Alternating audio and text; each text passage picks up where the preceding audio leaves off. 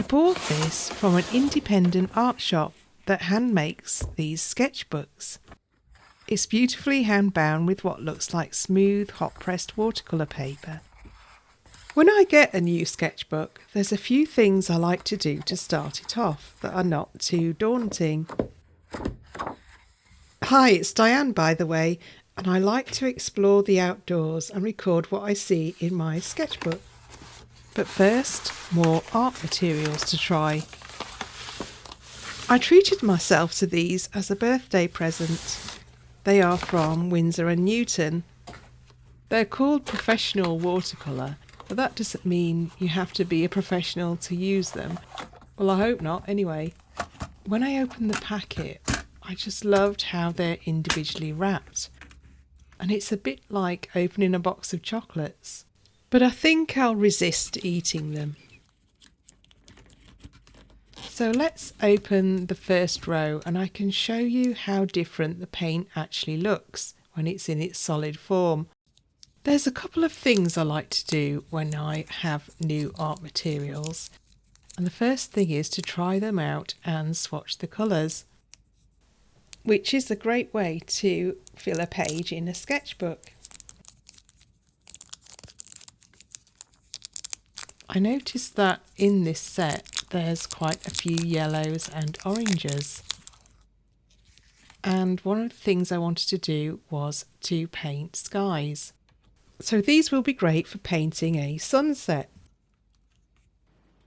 You'll notice that some of the colours, instead of being called cadmium, are called cadmium free. I think this is because the production and processing of the paints, if they contain cadmium, is not good for the environment. And the cadmium free versions so far look very similar. I think Winsor & Newton have found a way of creating the paint that's a bit friendlier for the environment.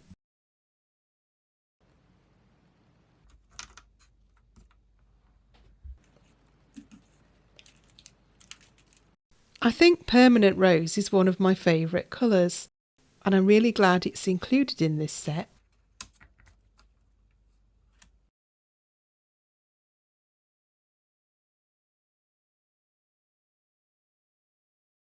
As you can see, as you unwrap all the watercolours, the colours actually look completely different in solid form than what you expect. Especially the purples and reds. Look how dark that looks, but when you swatch it, it's much lighter.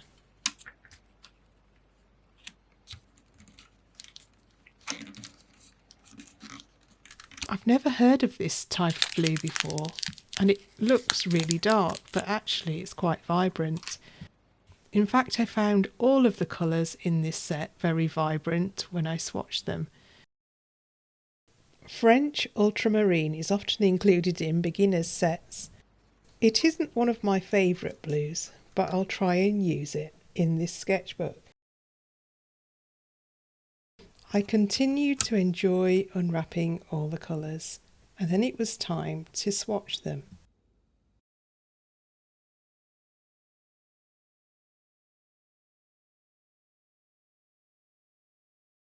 When using solid watercolour pans, I find it helps to spray it with water before you try and use them.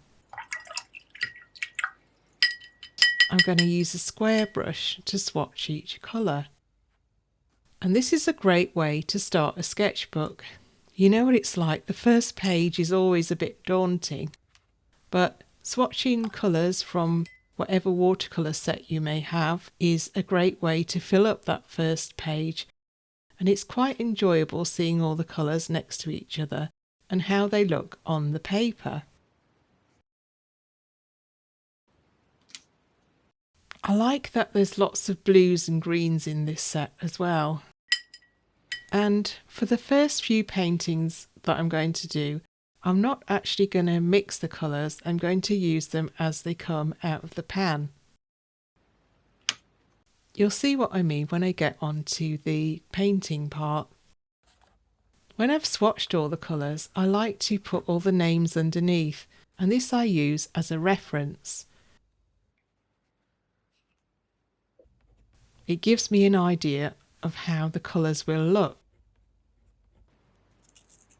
The other thing I like to do is to keep all the packaging of the new art supplies.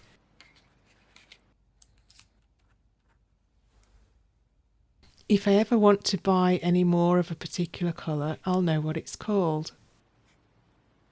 And the other great thing to do is to set your intentions for the sketchbook.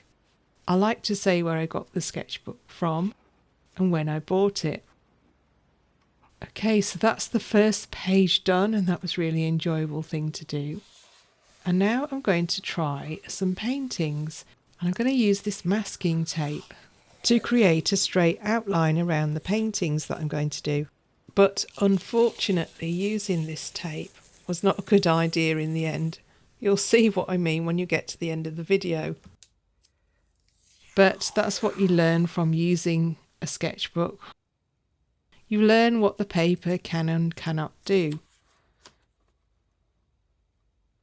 I use the thicker masking tape for the larger painting I'm going to do, and I'm also going to practice doing some smaller paintings before I do the bigger painting.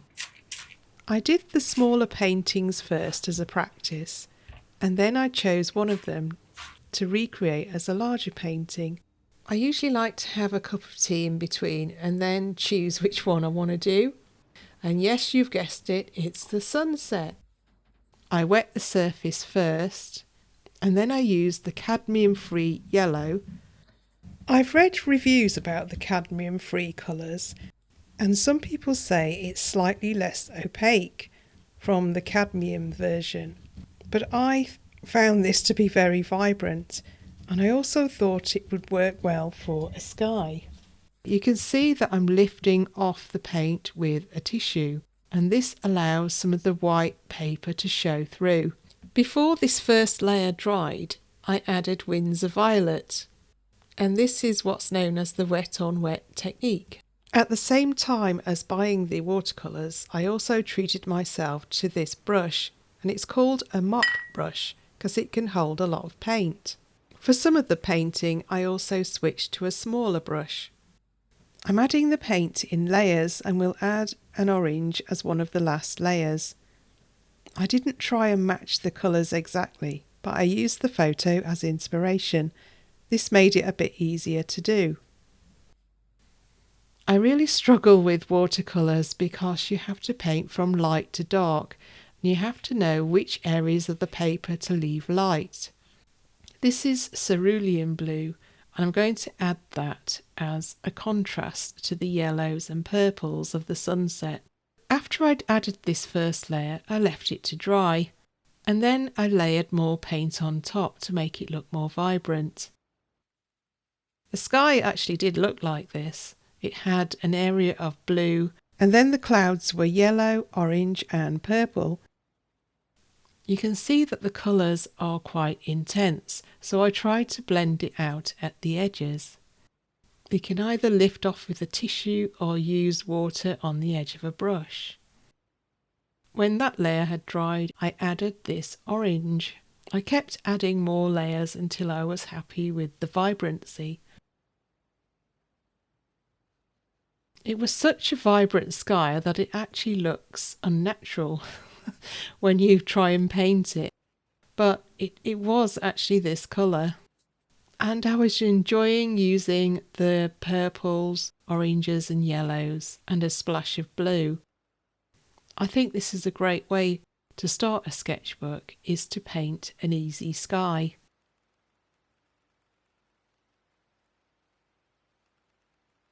Although I have to admit, doing a sunset is not as easy as you think, and I kept having to lift off some of the paint with the tissue.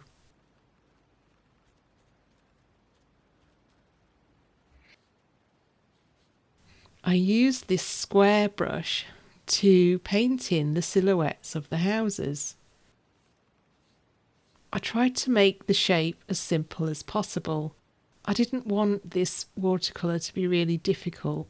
I just wanted it to be an easy first painting. And using the square brush really helped to create the shape of the houses. And then I used a smaller square brush to do the little chimneys.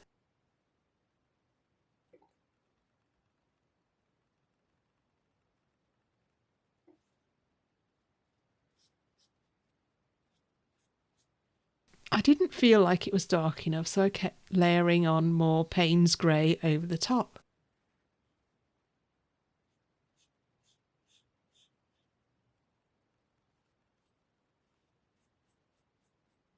I kept adding more colours, especially at this top corner, because the purple was quite intense there.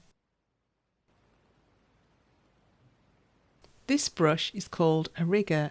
It has really long bristles. And you can use it to flick upwards to create what looks like branches.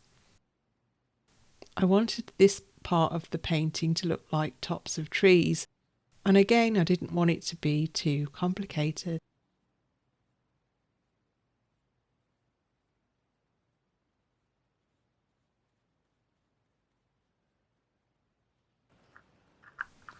This is Dr. P.H. Martin's Bleed Proof White.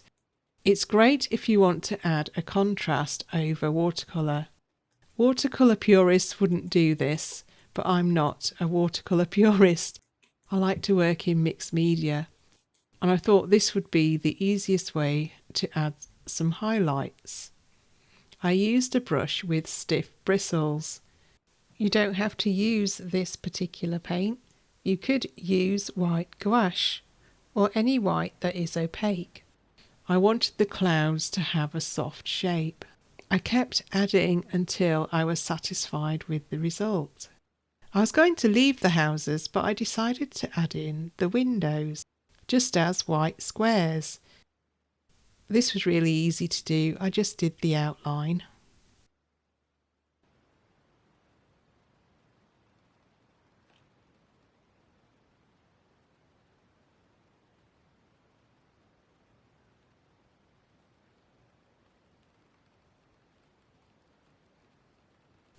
And then I thought it was a bit too strong, so I added some water and lifted it off a bit to make it a bit softer.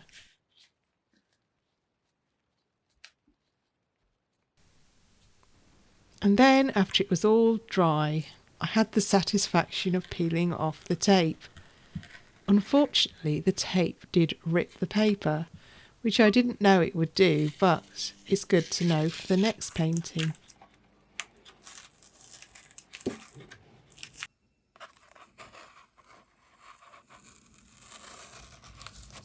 I've managed to do 3 pages of my new sketchbook.